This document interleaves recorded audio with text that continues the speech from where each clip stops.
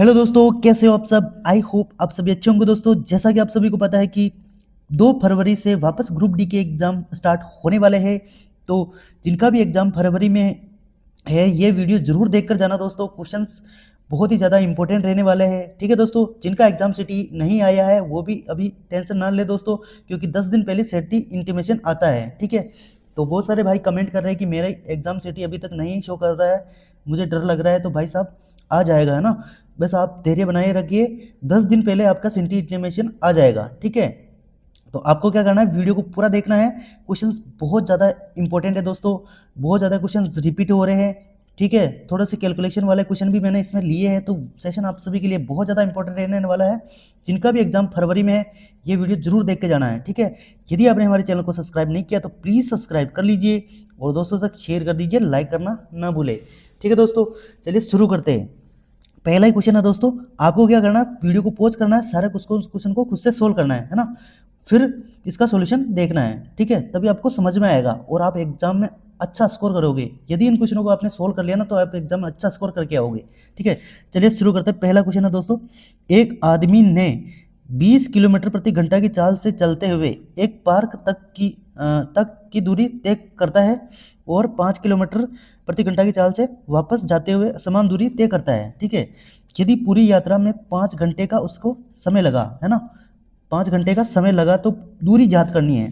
ठीक है दोस्तों, इसमें दूरी ज्ञात करनी थी दोस्तों, दोनों की चाल दे रखी है, एक बार जा रहा है वापस आ रहा है ना, तो 5 घंटे में टोटल समय दे रखा है। तो इसमें निंजा टेक्निक लगती है। वो क्या होती है दोस्तों, तो यहाँ पर लिख लो दोस्तों, दूरी, है ना, और उनकी चालों का गुणनफल, है ना, x इंटू वाई, दोनों की चालों का गुणनफल। और जब टोटल समय दिया हुआ ना दोस्तों, अंतर नहीं दिया हुआ ना, तो टोटल समय दिया हुआ था, हमें यहाँ पर क्या करेंगे, चालों का योग कर लेंगे, है ना, जब टोटल समय दिया हुआ तब। तो यहाँ पर x प्लस का y into time difference, time, है ना, टोटल टाइम। ठीक है, अब यहाँ पर मान रख दो दोस्तों सिंपल से, तो दूरी आ जाएगी यहाँ पर लिख लो d। और क्या कर रहा है, 20 किलोमीटर प्रति घंटा पहले जा रहा है दोस्तों, और वापस उसको 5 किलोमीटर प्रति घंटा के वापस चलते हुए समान दूरी तय करता है। तो यहाँ पर देख दो दोस्तों 5, और दोनों का योग कितना हो जाएगा दोस्तों, तो वो हो जाएगा 25। और टोटल समय कितना दिया हुआ है, वो दिया हुआ है हमें 5, है ना। अब सिंपल से सोल्व कर लो दोस्तों, 5 5 25 होता है, 25 से ये 25 कट जाएगा। तो यहाँ पर एक तरफा दूरी आती है दोस्तों, है ना, ये भी ध्यान रख लेना।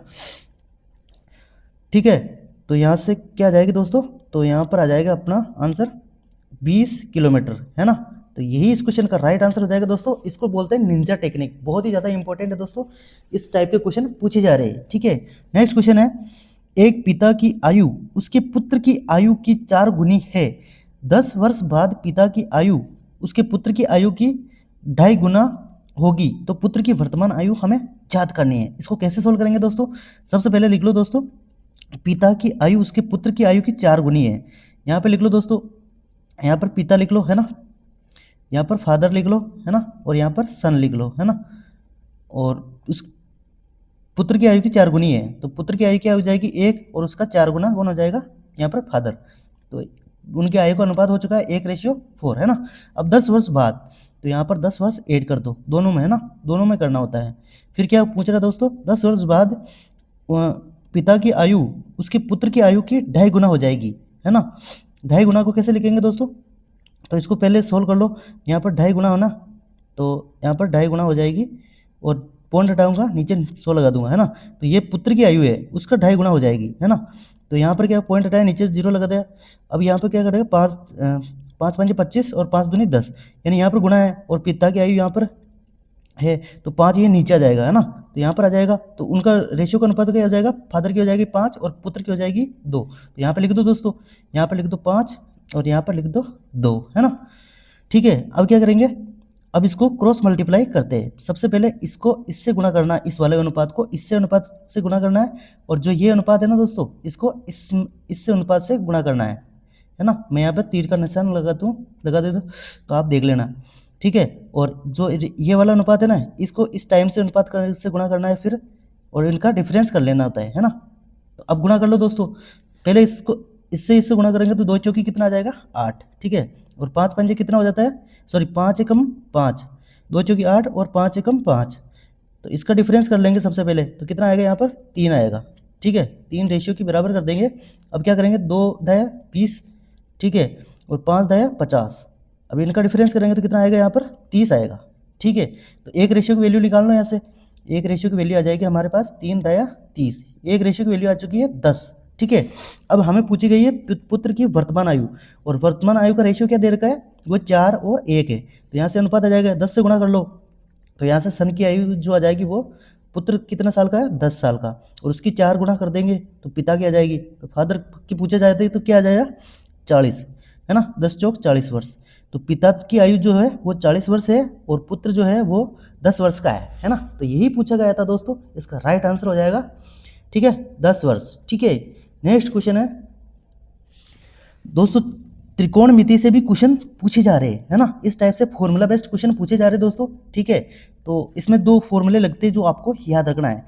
यहाँ पे दोस्तों साइन स्क्वायर थीटा प्लस का कोस स्क्वायर थीटा बराबर क्या होता है दोस्तों, तो वो होता है 1, है ना।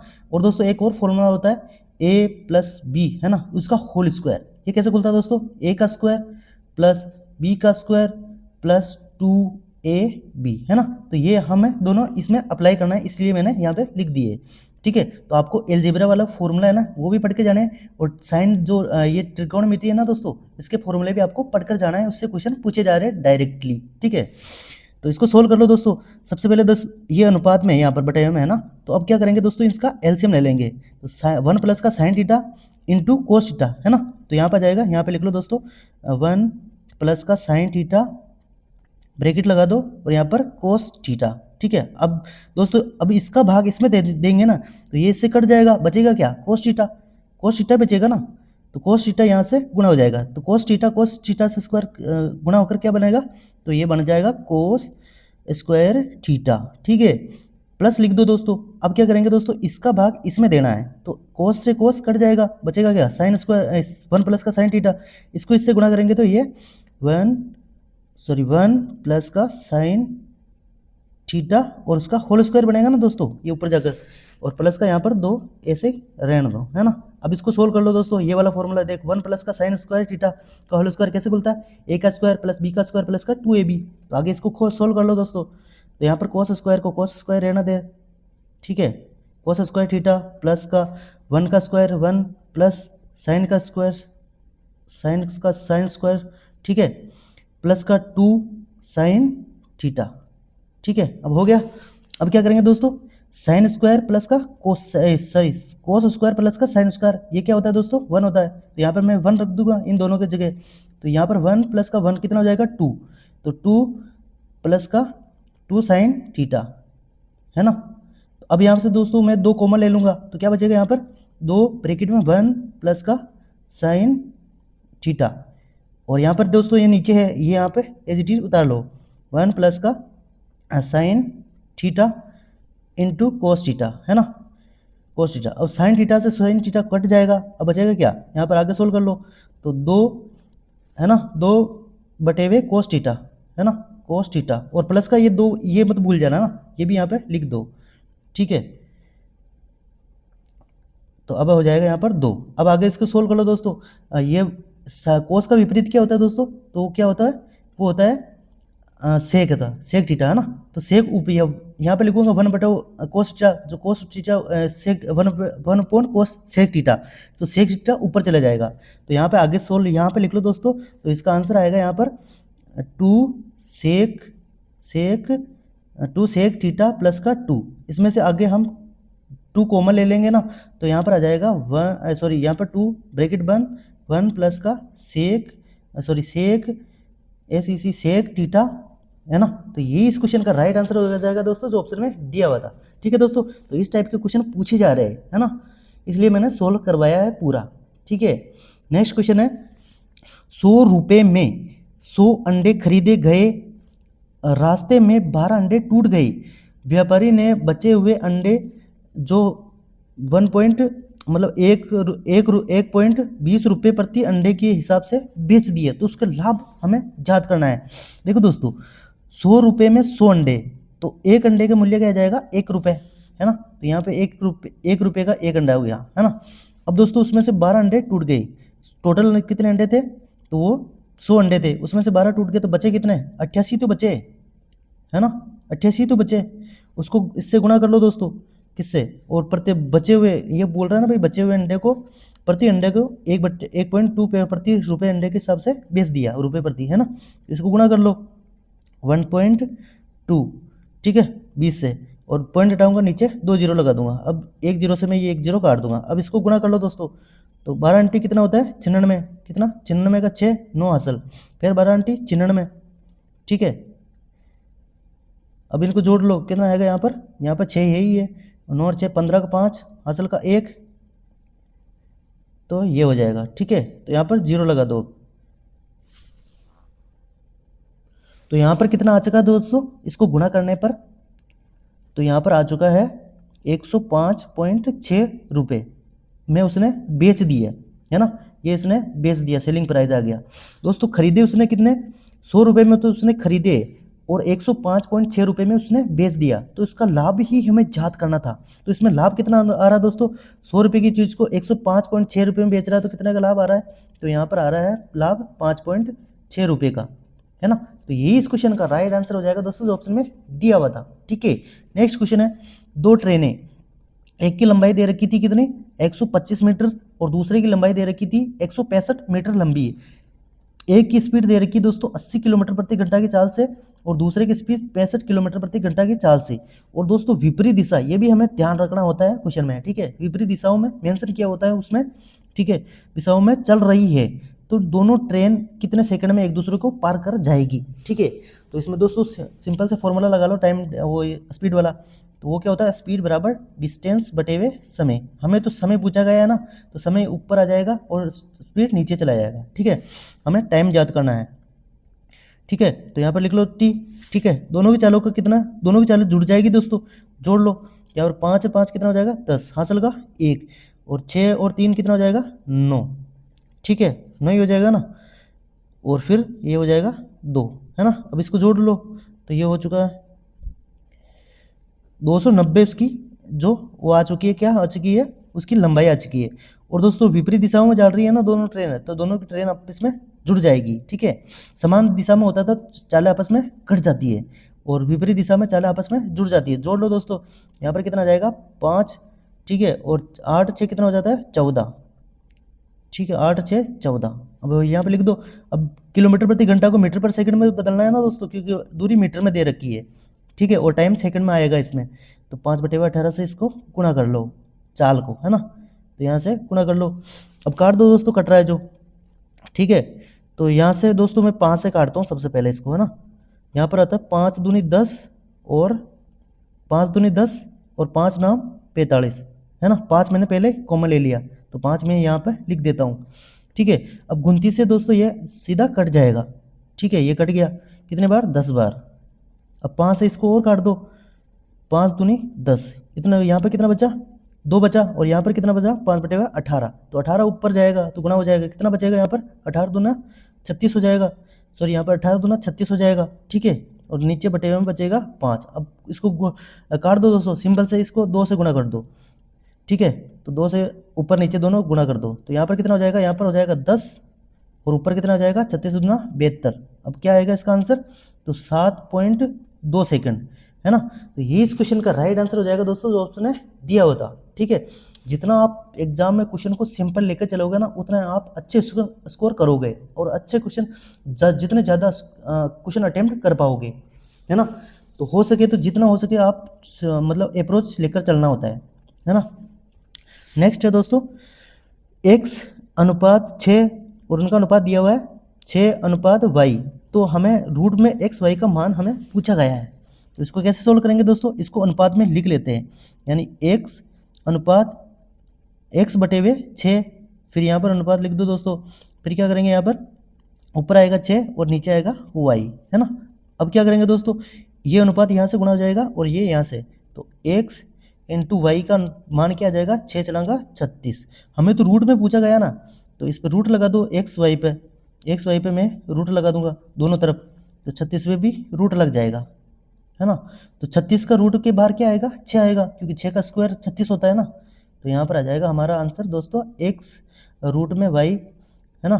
तो उसका मान आ जाएगा 6। तो यही इस क्वेश्चन का राइट आंसर हो जाएगा दोस्तों, जो ऑप्शन में दिया हुआ था, ठीक है। नेक्स्ट क्वेश्चन है a प्लस बी प्लस सी का मान दिया हुआ है कितना, a प्लस बी सी का योग दिया हुआ है 5, A square plus B square plus C square का मान भी दिया हुआ है हमें कितना 15। तो A cube plus B cube plus C cube -3abc और -27 इसका मान हमें याद करना था इस समीकरण का, है ना। तो सबसे पहले हम क्या करेंगे दोस्तों, यहाँ पर जो ये वाला फॉर्मूला होता है ना उसमें होता है दोस्तों ये कैसे खुलता है, तो यहाँ पे आगे लिख लो दोस्तों।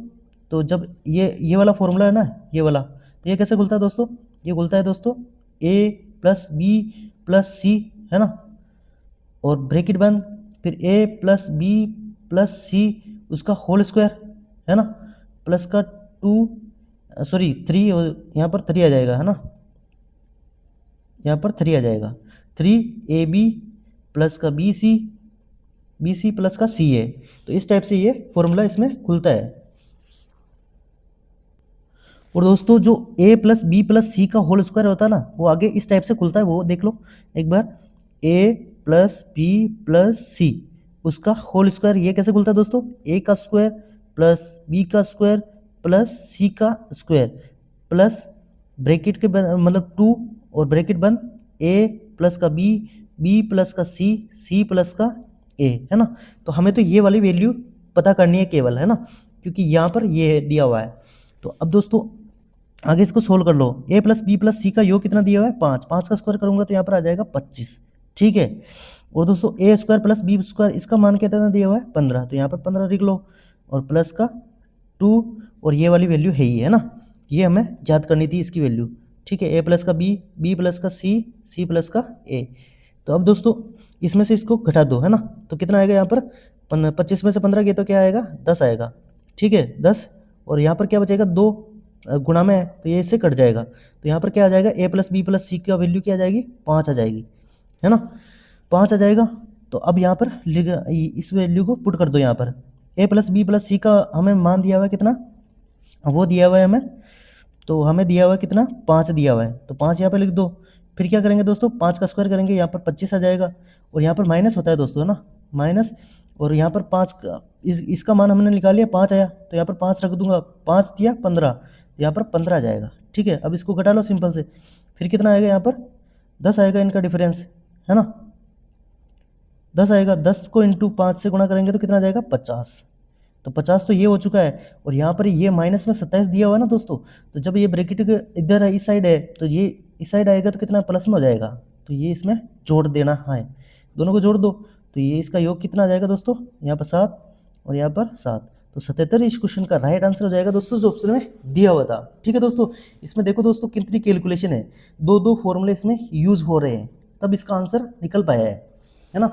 तो आपको ऐसे ही एग्जाम में सोल्व करने हैं, जब आपको फॉर्मूले भी याद करके जाने हैं, याद होगा तो ही क्वेश्चन सोल्व होगा, ठीक है। नेक्स्ट क्वेश्चन है, यदि दोस्तों यकीन मानो आप इन क्वेश्चनों को सोल्व कर लेते हो तो आप एग्जाम में अच्छा स्कोर करके आओगे, यकीन मानो आप, है ना। तो आपको क्या करना है, वीडियो को पॉज करना, सारे क्वेश्चन को खुद से सोल्व करना है। यदि आपने हमारे चैनल को सब्सक्राइब नहीं किया तो प्लीज़ सब्सक्राइब कर लीजिए, बहुत ज़्यादा मेहनत की जा रही है आप सभी के लिए। नेक्स्ट क्वेश्चन है, यदि 12 सेंटीमीटर त्रिज्या और 24 सेंटीमीटर ऊंचाई वाले धातु के एक शंकु को पिघलाकर प्रत्येक 2 सेंटीमीटर त्रिज्या के गोले बनाए जाए तो कुल कितने ठोस गोले बनेंगे, तो ऐसा क्वेश्चन पूछा गया है ना। तो इसको कैसे सोल्व करेंगे दोस्तों, यहाँ पे दोस्तों सबसे पहले डायग्राम बना लो शंकु का, है ना। तो यहाँ पे शंकु दिया हुआ है, ठीक है, ये शंकु होता है इस टाइप से, ठीक है। तो ये इसकी त्रिज्या हो जाती है, ये केंद्र हो जाता है, ठीक है। ये इसकी ऊंचाई है, ऊंचाई कितनी दे रखी है 24 सेंटीमीटर और त्रिज्या दे रखी है हमें 12 सेंटीमीटर।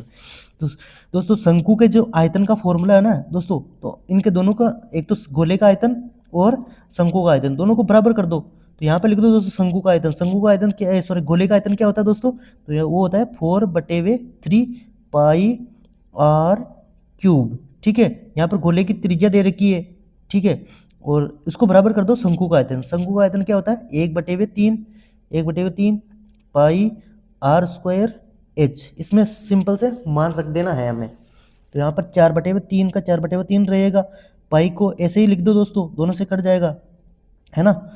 और यहाँ पर आर क्यूब, आर कितनी दे रखी है गोले की त्रिज्या, तो 2 सेंटीमीटर दे रखी है, तो 2 × 2 × 2, और ऐसे कितने ठोस गोले बनेंगे, तो यहाँ से एन का मान हमें ज्ञात करना था, ठीक है।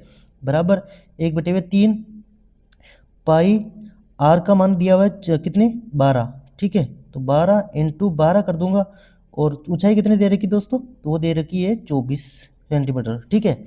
अब दोस्तों पाई से ये पाई कट जाएगा, 3 से ये 3 भी कट जाएगा, ठीक है। 2 दूनी 4, 4 दूनी 8, तो 8 से ये पूरा 24 कट जाए, सॉरी 8 तिया 24, ये 3 बार कटेगा, ठीक है। और यहाँ से 4 भी कट जाएगा दोस्तों, कितने बार, 4 तिया ये 12 हो जाएगा, ठीक है। 12 तिया 36, और 36 तिया कितना होता है दोस्तों, तो वो होता है 36 तिया, 36 को इंटू 3 से कर लो, तो 36 तिया हो जाता है 108। तो हमें ऐसे कितने ठोस गोले बनेंगे, तो 108 गोले बनेंगे। तो यही इस क्वेश्चन का राइट आंसर हो जाएगा दोस्तों, जो ऑप्शन में दिया हुआ था, ठीक है।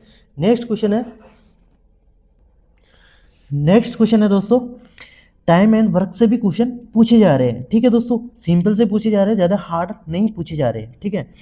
यदि ए और बी मिलकर किसी काम को 15 दिन में पूरा कर सकते हैं, बी अकेले उसी काम को 21 दिनों में पूरा कर सकते हैं, और ए अकेले, तो क्या पूछ रहा है दोस्तों, ए अकेले उसी काम को कितने दिनों में पूरा करेगा, ठीक है। तो ये पूछा गया है, इसको कैसे करेंगे दोस्तों, तो यहाँ पे लिख लो दोस्तों, सिंपल से ए प्लस का बी दोनों मिलकर क्या कर रहे हैं दोस्तों, तो वो 15 दिनों में पूरा कर रहा है। अब दोस्तों बी अकेला, तो बी अकेला कितने दिनों में करेगा, तो वो 21 दिनों में पूरा करेगा, ठीक है। तो यहाँ पर दोस्तों इसको तोड़ लो, है ना, इनका एलसीएम ले लेंगे टोटल, ठीक है। तो यहाँ पर दोस्तों 5 × 3 लिख दूंगा मैं, है ना, और यहाँ पर 7 × 3 लिख दूंगा, ठीक है। तो यहाँ पर 3 से, तो यहाँ पर 3 आ जाएगा, ठीक है। तो यहाँ पर कितना आ जाएगा, 3 आ जाएगा, ठीक है। और यहाँ पर 5 ले लो, और यहाँ पर 7 भी ले लो। अब दोस्तों सिंपल से ये इनका एलसीएम हो चुका है, 3 पंजे 15, तो यहाँ पे कितना बचेगा, 7 बचेगा, ठीक है। और यहाँ पर 7 का भाग दे दिया, और 3 का भी भाग दे दिया, तो यहाँ पर कितना बचेगा, 5 बचेगा, ठीक है। तो ये इनका जो एफिशिएंसी का रेशियो आ चुका है, ठीक है। तो दोस्तों ए प्लस बी दोनों को जो एफिशिएंसी है वो 7 है, बी की कितनी है, 5 है। तो यहाँ पर ए की आ जाएगी ना दोस्तों, बी की 5 है, तो ए की कितनी आ जाएगी, 2 आ जाएगी, दोनों का योग 7 है, ठीक है, सही है ना। तो अब क्या पूछ रहा है दोस्तों, ए अकेला, टोटल काम कितना है, 3 × 5 × 7, ये टोटल वर्क है ना, इसको ऐसे ही रहना दो, है ना। अब क्या कह रहे हैं दोस्तों, 2 से इसमें भाग दे देंगे, क्योंकि 2 की एफिशिएंसी कितनी है, 2 है, सॉरी ए की एफिशिएंसी 2 है, तो 2 से इसमें भाग दे दो। तो अब इसको गुणा कर लो दोस्तों, तो कितना आ जाए, 7 या 21, और 21 पंजे कितना हो जाता है, 5 × 5, 5 दूनी 10, और बटे हुए 2, इसको काट दो दोस्तों सिंपल से, 2 पंजे 10, 2 पंजे 10 आ जाएगा, ठीक है। और 2 दूनी 4, 2 पंजे 10, यानी 52.5 दिनों में ए अकेला उस काम को कर लेगा, यही पूछा गया था, ठीक है। नेक्स्ट क्वेश्चन है 10वें नंबर का है दोस्तों, सिंप्लीफिकेशन के भी 3 क्वेश्चन हर शिफ्ट में पूछे जा रहे हैं दोस्तों, सिंपल से, तो आपके 3 नंबर तो पक्के हो जाएंगी, ठीक है। तो इसको कैसे सबसे पहले ब्रैकेट को सोल्व करते हैं, ठीक है। तो इस वाले ब्रैकेट को सोल्व करेंगे, यहाँ पर 8 है, इंटू है, 1/2 है, तो 2 चौके कितना आ जाएगा, यहाँ पर 8, यहाँ पर कितना बचा, केवल 4 बचा, तो यहाँ पर माइनस है ब्रैकेट के बाद, तो यहाँ पर माइनस का 4 हो जाएगा, ठीक है। माइनस के 4 में से, ये 6 में से -4 किया तो कितना बचेगा, 2, अब 2 इससे गुणा होगा, 2 तिया 6 हो जाएगा, ठीक है।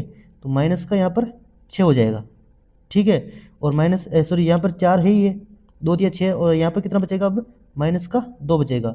अब माइनस का 2 है, ब्रैकेट के बाद 18 है, तो 18 इंटू ये इंटू होगा ना दोस्तों ब्रैकेट के बाद, तो 18 दूना कितना हो जाएगा, 36, तो माइनस का 36 आएगा इस क्वेश्चन का राइट आंसर, ठीक है, माइनस का 36, ठीक है। तो ये इस क्वेश्चन का राइट आंसर हो जाएगा दोस्तों, ठीक है। नेक्स्ट क्वेश्चन है, एक लंबवर्तीय शंकु का आयतन ज्ञात करना था, जिसकी तिर्यक ऊंचाई हमें दे रखी थी कितनी, 28 सेंटीमीटर, और त्रिज्या दे रखी है दोस्तों 21 सेंटीमीटर, ठीक है दोस्तों। क्वेश्चन थोड़ा लेंथी है, ठीक है, और पाई का मान हमें ये वाला ज्ञात करना है, ये वाला मान रखना है, ठीक है। तो यहाँ पर शंकु का आयतन हमें ज्ञात करना है, तो कैसे करेंगे दोस्तों, शंकु का आयतन क्या होता है, वो होता है 1/3 पाई आर स्क्वायर एच, है ना। तो इसमें मान रखना है, ठीक है। सबसे पहले डायग्राम बना लो दोस्तों, ठीक है।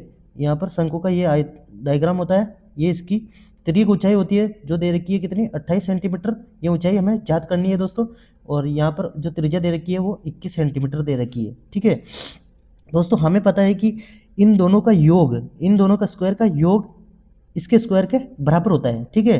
तो इसको कैसे सोल्व करेंगे दोस्तों, ये हमें ऊंचाई याद करनी है, तो यहाँ पर ऊंचाई का स्क्वायर बराबर, और इसका स्क्वायर करेंगे, इसका स्क्वायर माइनस का 21 का स्क्वायर, है ना। तो ये वहाँ यहाँ पे एक फॉर्मूला लग रहा है दोस्तों, ए स्क्वायर माइनस का बी स्क्वायर, ए प्लस का बी और ए माइनस का बी, है ना, दोनों इनटू में है, ए प्लस का बी ए माइनस का, एक बार जोड़ दो एक बार घटा दो, तो ये दोस्तों एक बार जोड़ूंगा तो कितना आएगा यहाँ पर आएगा गुण 50, ठीक है, और एक बार घटा देंगे तो कितना आएगा, इनका डिफरेंस करेंगे तो कितना आएगा यहाँ पर, तो वो आएगा 7, और इस पर रूट लगा दो तो यह ऊंचाई निकल गई, तो ये ऊंचाई आ चुकी है। अब इसमें मान रख दो सिंपल से, तो यहाँ पे लिखूंगा दोस्तों 1/3, और पाई का मान लिखूंगा 22/7, और जो त्रिज्या दे रखी है उसका स्क्वायर करेंगे तो 21 × 21, और जो ऊंचाई हमें याद करी तो वो कितनी आई दोस्तों, रूट में, दोस्तों ये रूट में है ना दोस्तों, तो यहाँ पर 7 × 7 × 7 ये लिख सकता हूँ ना, तो यहाँ पर 7 एक बार आ जाएगा,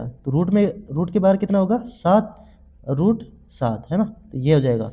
अब दोस्तों इसको काट दो सिंपल से, तो यहाँ से 7 दिए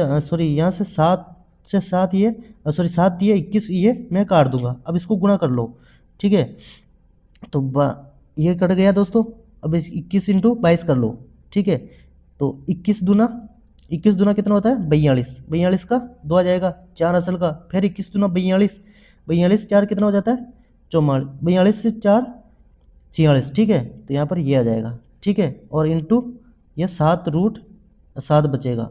अब इसको आगे गुणा कर लो दोस्तों, तो यहाँ पर 7 दूनी कितना होता है 14, 7 दूनी 14 का 4 हासिल का 1, 7 × 42 1 43 हासिल का 4, 7 चौक 28 28 4 32, तो ये इस क्वेश्चन का राइट आंसर हो जाएगा दोस्तों, और √7, है ना, तो ये इस क्वेश्चन का राइट आंसर हो जाएगा दोस्तों, कितना 3234 रूट में पाई, है ना, सॉरी पाई क्या 7, तो ये इस क्वेश्चन का राइट आंसर हो जाएगा दोस्तों, जो ऑप्शन में दिया हुआ था।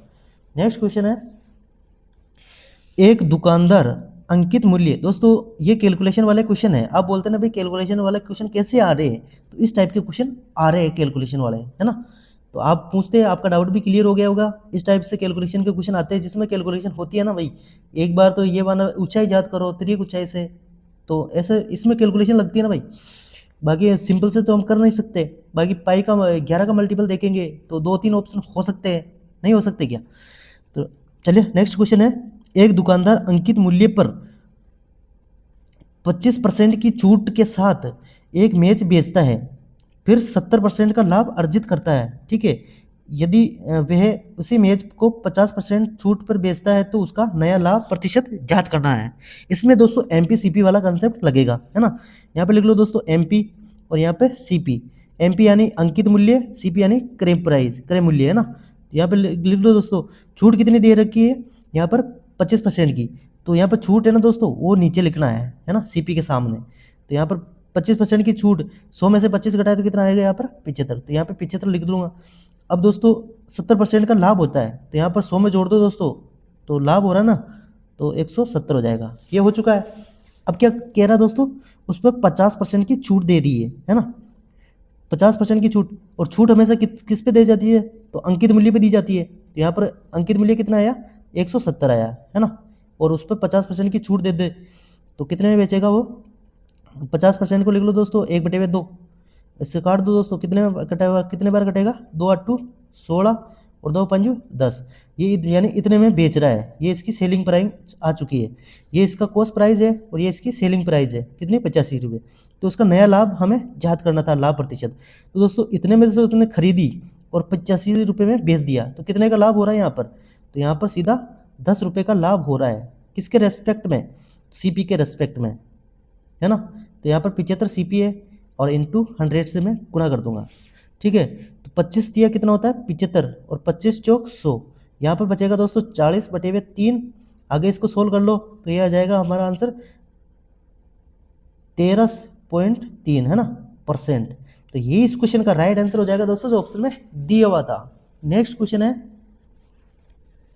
एक बस 60 किलोमीटर प्रति घंटा की चाल से 3 घंटे में 50 किलोमीटर प्रति घंटा की चाल से और 3 घंटे में तो 50 किलोमीटर प्रति घंटा की चाल से और 4 घंटे में 50 किलोमीटर प्रति घंटा की चाल से कि अगले चाल 5 घंटे, यहाँ पर दे रखा है 60 किलोमीटर प्रति घंटा की चाल से तो 3 घंटे में दे रखा है, और 50 किलोमीटर प्रति घंटा की चाल से 4 घंटे के लिए, और अगले जो 50 किलोमीटर प्रति घंटा की चाल से अगले 5 घंटे के लिए यात्रा करती है। तो बस की औसत गति ज्ञात करनी है। इस औसत गति क्या होती है दोस्तों? तो वो होती है टोटल दूरी अपॉन टोटल समय। टोटल तो दूरी यानी कुल दूरी अपॉन कुल समय है ना। तो यहाँ पे लिख लो, तो यही होता है औसत दूरी। तो यहाँ पर कुल दूरी निकालो दोस्तों, वो कैसे निकलेंगे? इन दोनों की चालों को गुणा कर लो, समय को और चाल से गुणा कर लेंगे तो दूरी आ जाएगी। यानी 3 घंटे में 60 किलोमीटर प्रति घंटा की स्पीड थे तो 6 तिया 18, 180 किलोमीटर तो यहाँ पर आ चुका है, 1800 किलोमीटर है ना, सॉरी 1800 क्या हो जाएगा, 180 किलोमीटर है ना। और फिर क्या कर रहा है, 50 किलोमीटर प्रति घंटा की चाल से 4 घंटे के लिए, तो 5 चौक 20, यहाँ पर कितना जाएगा, 200 किलोमीटर हो जाएगा। और अगले 50 किलोमीटर प्रति घंटा की चाल से 5 घंटे, तो 5 5 25 यानी 250 किलोमीटर यहाँ पर आ जाएगा। अब सभी को जोड़ लो दोस्तों, तो यहाँ पर आएगा 0 है ना, और यहाँ पर कितना आ जाएगा, 8 5 13, हासिल का 1 2 2 4 2 6, कितना हो जाएगा 63। तो 63 किलोमीटर टोटल दूरी हो चुकी है। और समय कितना है दोस्तों, 3 घंटे तो यहाँ पे है, 4 घंटे यहाँ पर है और 5 घंटे यहाँ पर है। तो 3 और 4 कितना हो जाता है, 7, और 7 और 5 कितना हो जाता है, 12। तो 12 से हमें भाग दे देना है। अब काट दो दोस्तों, तो 3 से काटूंगा मैं, 3 चौक 12 हो जाता है, और 3 दूनी 6 और 3 एकम 3 है ना। तो 210 किलोमीटर तो यहाँ पे हो गया, और ये कटेगा 4 बार। अब इसको काट दो दोस्तों सिंपल से, तो 4 से काटूंगा इसको, 4 पंजू हो जाता है 20, एक बचेगा, फिर 4 दूनी 8, ठीक है, और पॉइंट लगा दूंगा, 4 दूनी 8, और फिर बचेगा कितना 2, और 4 पंजू 20 है ना। तो 52.5 इस क्वेश्चन का राइट आंसर हो जाएगा दोस्तों। उसकी औसत गति आ जाएगी 52.5 किलोमीटर प्रति घंटा, ठीक है। यही इस क्वेश्चन का राइट आंसर हो जाएगा दोस्तों, ठीक है। नेक्स्ट क्वेश्चन है, दोस्तों मिश्रण से भी क्वेश्चन पूछे जा रहे हैं है ना। देखो दोस्तों, इस वाले क्वेश्चन, इस टाइप का क्वेश्चन मैंने पहले भी करवाया था भाई, कितना अम्ल मिलाया जाए, कितना पानी मिलाया जाए। और इस वाले की मैंने शॉर्ट ट्रिक भी बताई थी कि जो भी मिलाया जाता है उसको हमें कांस्टेंट मानना है, ठीक है। जैसे इसमें क्या मिलाया जा रहा है, मिश्रण में अम्ल मिलाया जा रहा है, तो अम्ल को हमें नहीं लेना, मतलब कांस्टेंट मानना है उसको। ये दोस्तों ये 150 लीटर का मिश्रण है, उसमें क्या कर रहा है, अम्ल और पानी का अनुपात दिया हुआ है कितना, 1:2। तो यहाँ पे अम्ल का अनुपात क्या है, 1 है, और पानी का अनुपात क्या है, 2। तो 2 पर हम काम करेंगे। देखो दोस्तों, यहाँ पर पानी का अनुपात क्या है, तो वो 2 है, 2 ऊपर लिखेंगे। और टोटल मिश्रण कितना है, 2 और 1 3, तो यहाँ पर 3 लिख दूंगा, फिर बटे हुए में लिखूंगा, है ना। यदि ये अनुपात 8:5 करना है, यानी ये तो दूध का है, सॉरी हाँ ये अम्ल का है और ये पानी का है, तो यहाँ पे लिख लो दोस्तों 5 तो पानी का, टोटल कितना है, 8 और 5 13। अब दोस्तों 13 ऊपर चला जाएगा है ना, सबसे नीचे होता है वो सबसे ऊपर चला जाता है, तो 13 ऊपर जाएगा तो गुणा हो जाएगा ना। तो 2 × 13, यहाँ पे लिख लो आगे, 3 पंजू 15, यहाँ पर हो जाएगा 15, और -1 कर देना है अपने मन से, ठीक है। तो यहाँ पर कितना हो जाएगा, 13 दूने 26 हो जाएगा, 13 दूने 26 बटे हुए 15, और माइनस का 1। दोस्तों ये इससे गुणा होकर के इसको डिफरेंस करेंगे तो कितना आएगा यहाँ पर, तो इससे घटा लो, तो आगे घटाएंगे तो कितना आएगा, यहाँ पर आएगा 1 और 1 11 बटे हुए 15, और टोटल मिश्रण दिया हुआ ना उससे इंटू कर लेंगे, तो मिलाया गया अम्ल की मात्रा आ जाएगी यहाँ से, है ना। तो यहाँ पर 150 से गुणा कर लेंगे। अब ये कटेगा दोस्तों 15 से 10 बार 150, अब इसको गुणा कर लो, तो जो मिलाया गया अम्ल की मात्रा आ चुकी है वो कितने आ चुकी है, 110 है ना। तो ये इस क्वेश्चन का राइट आंसर हो जाएगा दोस्तों, जो ऑप्शन में दिया हुआ हो, ठीक है। नेक्स्ट क्वेश्चन है, एक ठोस गोले का आयतन कितना दिया हुआ है दोस्तों, 4500 पाई सेंटीमीटर क्यूब है। ठोस गोले का पृष्ठीय क्षेत्रफल हमें ज्ञात करना है, ठीक है। तो कैसे करेंगे दोस्तों, सबसे पहले गोले का जो आयतन दिया हुआ है ना, तो उससे हमें रेडियस ज्ञात करनी है गोले की, फिर उसमें इसका मान रख देंगे, है ना। तो गोले का आयतन का फॉर्मूला क्या होता है, वो होता है 4/3 पाई आर क्यूब बराबर दोस्तों 4500 के बराबर कर दो उसको, 4500 पाई सेंटीमीटर क्यूब, है ना। तो यहाँ से पाई से मैं पाई काट दूंगा, ठीक है, और ये 3 यहाँ पर ये ऐसे रहना है, और दोस्तों इसको काट दो दोस्तों, कितने बार कटेगा ये, 4 से कटेगा कितनी बार, 25 बार। तो यहाँ पे आगे लिख दो दोस्तों, आर क्यूब बराबर यहाँ पर हो जाएगा 45 इंटू 4 को काटा ना मैंने 100 से, तो यहाँ पर 25 और इंटू बचेगा यहाँ पर 3, है ना। तो यहाँ पर दोस्तों ये यहाँ पर क्यूब है, आर क्यूब है ना, तो यहाँ पर क्यूब रूट लग जाएगा, ठीक है। तो अब दोस्तों इसको आगे सोल्व कर लो, इसको आगे तोड़ लो, 5 नाम 45 होता है, ठीक है, और 5 25 पंजे 125 होता है ना। तो यहाँ पर 25 का 125 का कितना 5 बार आ जाएगा, और यहाँ पर 27 हो जाएगा, 9 या 27, 27 का कितना 3 बार आ जाएगा। तो सिंपल से रेडियस आ चुकी है, वो कितनी आ चुकी है 15, है ना। तो अब आगे जो गोले का पृष्ठीय क्षेत्रफल होता है ना, वो क्या होता है दोस्तों, तो वो होता है 4 पाई आर स्क्वायर। अब इसमें मान रख दो दोस्तों, तो हमारा आंसर आ जाएगा, ठीक है। तो यहाँ पे आगे सोल्व कर लो दोस्तों, तो 4 पाई को पाई रहने दो, और यहाँ पर जो रेडियस दे रखी है उसका स्क्वायर कर दो, तो 15 का स्क्वायर कितना हो जाता है, तो वो हो जाता है 225, है ना। तो अब इसको आगे गुणा करके दोस्तों इसका आंसर कमेंट करना है ना, इसका आंसर आप कमेंट करना है ना। आई होप आप जरूर कमेंट करोगे। नेक्स्ट क्वेश्चन है, रमन अपनी आय का 75% खर्च करता है। रमन अपनी आय का 75% तो खर्च कर देता है, ठीक है। और यदि उसकी आय में 20% की वृद्धि की जाए और व्यय में भी 10% की वृद्धि की जाए, रमन की बचत में कितने प्रतिशत वृद्धि होगी, है ना। तो दोस्तों आय क्या होती है, टोटल आय क्या होती है 100% होती है, उसमें से क्या कर रहा है दोस्तों 75% तो उसने खर्च कर दिए, तो बचा कितना, बचा उसके पास 25%। अब इसको सिंपल से रेशियो में ले लो, 25 से काटूंगा, 25 से कम 25 एक बार, 25 दिए 75, ठीक है, और ये बराबर हो जाएगा 25 चौक 100, इन दोनों का योग बराबर हो रहा है ना दोस्तों, ठीक है। अब क्या पूछ रहा है दोस्तों, उसकी आय में 20% की वृद्धि कर रहा है, तो यहाँ पर दोस्तों 20 से गुणा कर देंगे, है ना, 20% की वृद्धि कर रहा है। और क्या कह रहा है दोस्तों आगे, उसके व्यय में भी वृद्धि कर रहा है, व्यय में क्या कर रहा है 10% की वृद्धि कर रहा है ना। तो यहाँ पर लिख दो दोस्तों 10%, तो यहाँ पर 10 से गुणा कर देंगे, है ना, 10% से। और यहाँ पर हमें क्या पूछिए बचत में, तो यहाँ पर 1 से गुणा कर देंगे, ये हमें पूछा गया है।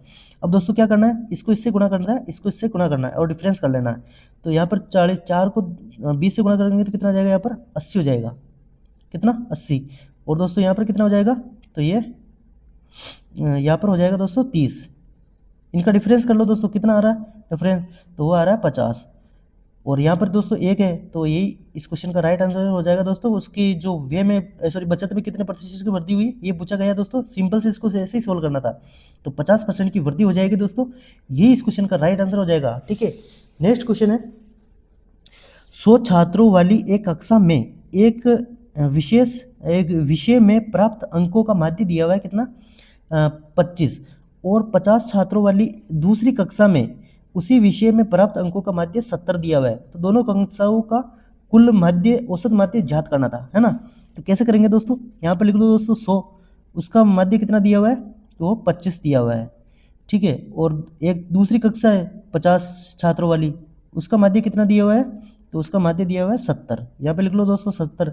अब क्या करूँगा दोस्तों, इसको सिंपल पहले सिंपल लिख लो, जैसे ये कटेगा दोस्तों 50 से कम 50 और 50 दूनी 100, यहाँ पर दोस्तों 2 हो जाएगा और यहाँ पर 1 हो जाएगा, ठीक है। अब इसको हमें सोल्व करना है आगे, ठीक है। तो यहाँ पर दोस्तों जो सबसे छोटी वैल्यू इसको बेस मान लेते हैं, तो यहाँ पर 25 लिख लो।